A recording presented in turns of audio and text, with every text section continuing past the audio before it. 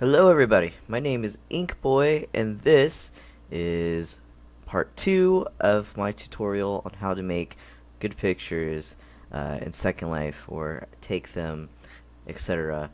So just to recap, in my first video, if you want to go watch it, I teach you how to play with photo tools, uh, how to make a pose, and just some tips and tricks on like your win light settings and things like that.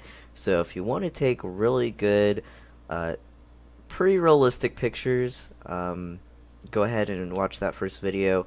You can get some really good pictures without editing, really. So um, now I do edit my pictures a bit, so this is that part of it, and what I use inside of Photoshop to um, make my pictures look even better than just a raw picture, right? So first thing is, as I mentioned, I do use Photoshop.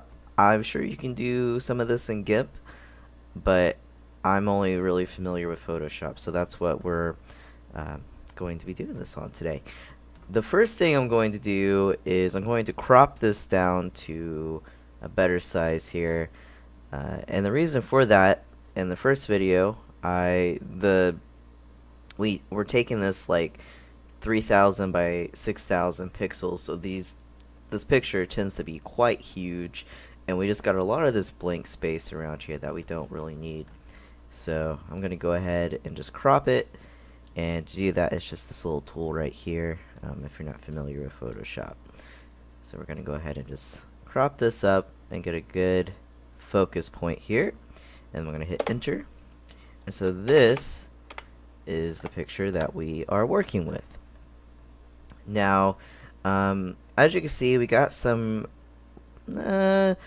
some oddities here, things that don't look quite realistic, you know. And so before I do any type of filtering, anything like that, I want to get the base picture looking as good as possible. So let's go ahead and do that. The first thing I'm going to do is I'm going to click on this tool right here. It's typically the blur tool, or you might have it set to smudge tool, and there's a sharpen tool as well. If you just click and hold, it pops out everything you can switch this to, right?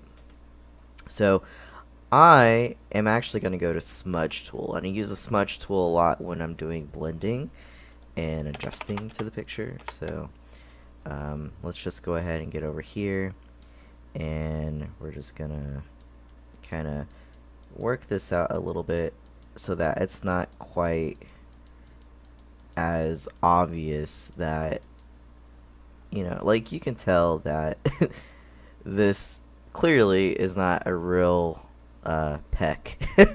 This is from a game, but if you just kind of go in here and smooth this out a little bit, it does improve it quite a bit.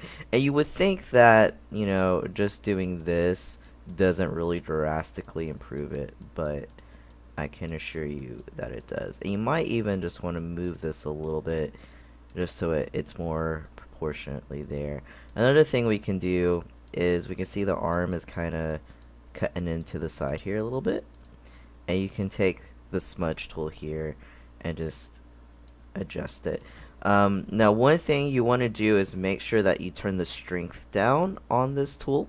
Right now I have it set to 26, and that's generally a good setting to have it at if you're doing this type of editing, because it doesn't overly move it and really like smudge it, because if you have it set to 100%, it's going to do what the name of it is, and that is going to smudge this and make it look crazy, right? So, and we're going to do the same over here for this arm. Now, as you can see, this is not taking me too horrible amount of time to do this. Now, if you really want to go through and really smooth out all the unnatural edges, obviously this is going to take you a little bit more time, but me personally, I just do what I feel is going to really give the picture a good boost and quality, but I don't really go through and do like the little finite details, because people aren't going to be looking at those anyways. Or maybe some people are. I think there are some people that probably do look at those things and are like, oh, he definitely missed that edge right there, or he blurred that but not that. But to be honest, I don't really care what those people think, and you shouldn't care what they think either. If you're happy with your picture, that's what matters. If other people like your picture, that's just the bonus, right? Alright, so we did that, and I mean, it's looking good over here. Looking a little bit better than what it was. Ooh, I just did something crazy. There we go. Ooh, get that off there. What is this? Oh my lands, I just brought the magnification tool up. Let me get off that. And just so you know, I'm like zooming in and out of this picture by holding down control, and the plus and minus symbol will get you in and out of a picture here. It's one of my favorite hotkey sets there. So next what we're going to do is we need to go up here to Homeboy's ears and kind of blend those in a little bit. Now with the ears, I typically don't really smudge around here too much, if at all. I usually just blur, but if we just kind of drag this up and down, it does kind of help it a little bit. But I think with the ears, I'm just gonna really just go in and blur this, because as you can see, it starts to blend in quite nicely. So there's that. We'll go over here, do the same for this side. I don't think I really need to smudge it on this side. I just need to blend it in. Okay, good deal. Now while I'm in this area, we can see that the eye looks a little wonky here, way up close. So I'm gonna go ahead and we're gonna just kind of smooth and blur this out as well. And I'm just gonna do a little bit around the eye, and it just kind of helps it look a little bit more realistic. Also, the nose is a good area to kind of use the blur tool on. There's little different areas here. The lips are good. And really, you could spend as much time as you want with this tool, just blurring things out. Now, my hairline right now is a little weird. This is supposed to be like a thorn crown tattoo, but when I applied, excuse me, when I applied the hair base here, it kind of cut this off. I'm sure there's a way to fix that, but I just haven't had the time to figure that out quite yet, to be honest. But that's what we're working with so far. Also, let's go down through here, and if we haven't already, we're going to go ahead and blur this through here, like so. So there is a lot of smudging and blurring that I do, especially if there's just like obvious places it needs it. So, and generally around the edges here, I just kind of pass the blur tool along where it's most needed. So I think we get the idea of what we're going for. The next thing I'm going to do is probably the majority of editing that goes into the picture, which is over here. This little button here is just amazing because it has so many different adjustments that you can make to a picture, and honestly, these adjustments sometimes like make or break the picture, to be honest with you. So what I usually go in and do first is I do selective color, and this basically, you can adjust the different colors here in your picture to be more one way or the other.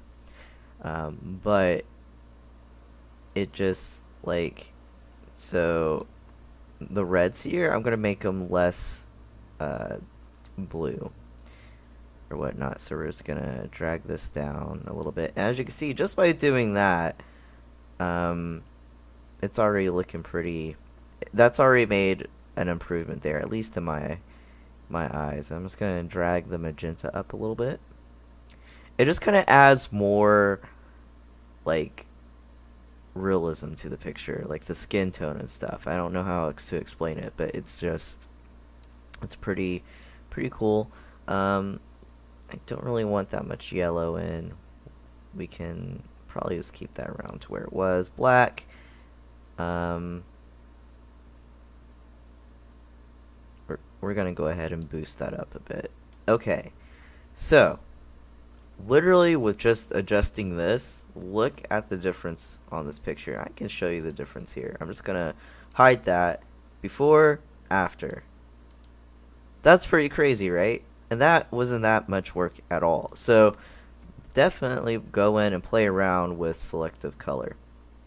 The next thing we're going to play around with is going to be color balance. And depending on the background and the setting, I might drag this more towards red, or I might drag it more towards the blue side here. Or I might not really drag it at all.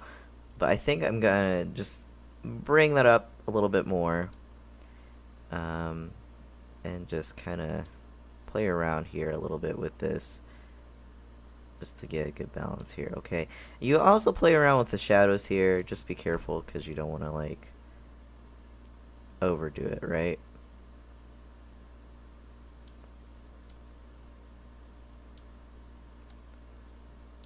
And you even do highlights. But I don't really want to mess with the highlights. So there's that. We did some adjustments there. And I think that did do a little bit of an improvement. So there you go. And next thing you can mess with if you really want to. At this point, honestly, I'm pretty happy with the way it looks, but there's a few other things that I can look at to get it to look a little bit better if I really wanted to. Obviously, there's brightness and contrast. I sometimes raise contrast up a little bit, just to get a little, push some more details out here, but you don't want to overdo it because that looks crazy. So I just do this a bit just to sharpen it up a little bit. Okay. And there's that. You can also do hue and saturation, which I don't really mess around with that much because, I mean, there's not really a point to do that with most of my work. There's another one on here. Where is it? Exposure. So this is a good one, especially if you don't really want to raise your brightness up, because sometimes if you raise the brightness up on your picture, it can kind of wash out your details. Using exposure instead will kind of prevent that a little bit. I mean, it still can wash it out, as you can see, but it's not, it gives you a little bit more control over it, in my opinion at least. Offset, I wouldn't mess with the offset because it does this weird thing. I mean, this is cool if like you kind of just want to put a little like haze over it, I guess, but I don't really mess with that. You can lower it, which is kind of cool, but we're just gonna leave that as that. And yeah, I don't really want this filter, so I'm just gonna delete that off. So now we have a base here that is, now at this point I could upload this picture and be good to go, right? I mean, it's a pretty decent looking picture, but I'm gonna show you how to easily add a little extra to the picture and make it look like you did a little bit more work than what you're actually doing. So Now, I really hope you guys like this video because I'm giving away all my secrets, but this is one of my like secret weapons. So, um, I'm gonna go up here to open, and I'm going to grab one of these pictures here. I think I'm gonna do this picture. So I'm gonna open this up. Now, what I did was I went to Google and I typed in light particles, and I found this picture. All you have to do with this is just click it, and drag it over, and I use this tool here. And once you do that, it's gonna go up. Make sure you're on that layer. You're gonna go up here to edit. You're gonna go to transform. First, we're gonna rotate it like so. And it doesn't have to be perfect. It's a little crooked, I think, but it's there for the most part, right?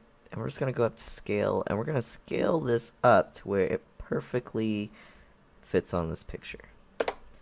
So right now it doesn't look like much. It just covered up a really nice picture, right? But if we go up here to this box right here, and we go down to screen,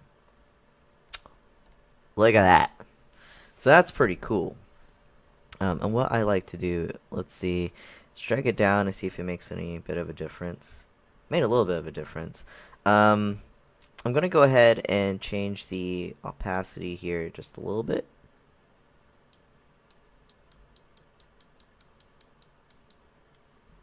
There we go. And that's pretty cool, right? So I think at this point, this picture is pretty much done. I'm probably going to go ahead and upload this to Flickr along with this video so you can learn how to do this.